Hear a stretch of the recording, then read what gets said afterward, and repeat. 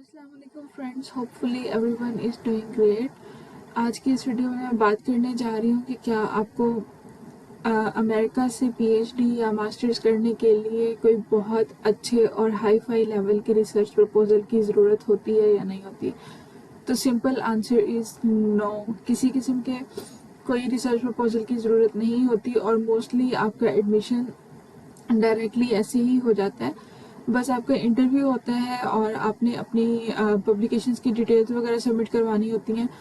कुछ यूनिवर्सिटीज़ में ऐसे हो भी सकता है कि वो आपसे रिसर्च प्रपोजल मांग सकते हैं, लेकिन वो भी आपने एक रफ आउटलाइन या रफ ड्राफ्ट बनाना है और अगर आप उस पर 15-20 दिन लगा के थोड़ी मेहनत करते हैं तो डेफिनेटली आप एक अच्छा रिसर्च प्रपोजल बनाने में ज़रूर कामयाब हो जाएंगे। लेकिन I just wanted to update you people कि मैं अमेरिका से ही पीएचडी कर रही हूँ और मेरा स्टेम डिसिप्लिन है। I am studying science subjects और मेरा एडमिशन बगैर रिसर्च प्रपोजल के ही हुआ है। किसी किस्म की कोई रिक्वायरमेंट नहीं थी ऐसी, और इन लोगों के लिए ये चीज़ें बहुत ज़्यादा मैटर करती हैं। ये आपको पाकिस्तान वाले सिस्टम की तरह मेंटली टॉर्चर बिल्कुल नहीं करते। और जब स्टूडेंट्स का एडमिशन हो जाता है तो उसके बाद फिर फर्स्ट या सेकंड सेमेस्टर में ये लोग स्टूडेंट्स को ग्रांट राइटिंग का कोर्स लाजमी रखवाते हैं, जिसमें आपकी ट्रेनिंग की जाती है प्रॉपर कि आपने रिसर्च प्रपोजल किस तरह से लिखना है, आपने अपनी रिसर्च को कैसे प्लान करना है।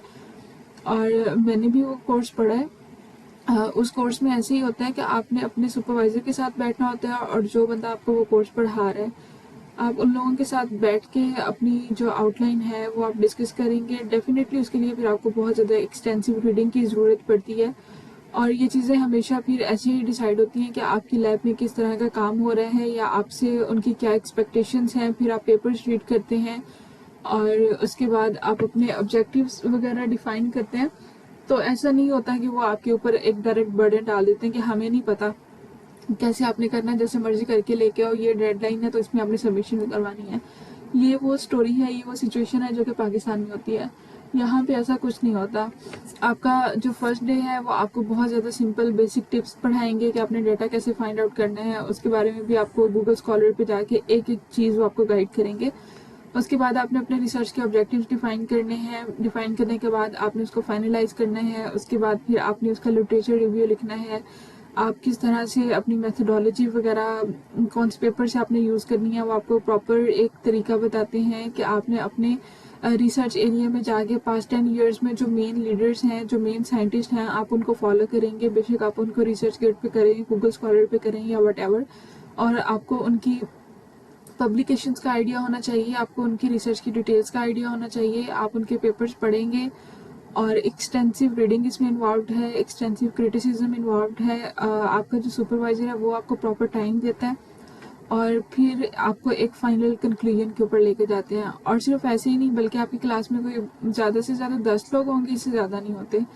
और वो कंपटीशन रख देते हैं कि इतने स्टूडेंट्स हैं, उनमें से जो सबसे अच्छा प्रपोजल लिखेगा या जो ज़्यादा अच्छा परफॉर्म करेगा उसको वो $500 या $1000 या इस तरह से कुछ वो रिवॉर्ड भी देते हैं। तो ये बहुत अच्छी चीज़ है और मुझे इस सब्जेक्ट में बहुत मज़ा आया था। और आपकी जो रिसर्च ऑब्जेक्टिव्स हैं वो बहुत अच्छे से डिफाइन हो जाते हैं।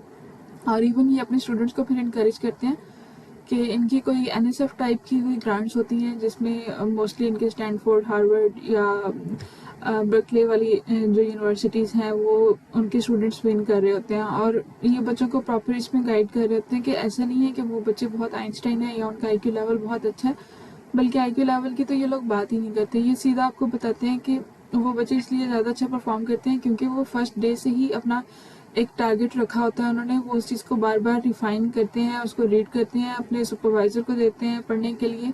उनके कमेंट्स को वो थोड़ा कंस्ट्रक्टिव वे में लेते हैं और उसके बाद उनकी इंडस्ट्री में अगर कोई बहुत अच्छा साइंटिस्ट है वो उसको भेजते हैं, उनसे कमेंट्स लेते हैं, उसके अकॉर्डिंग रिविजन्स करते हैं।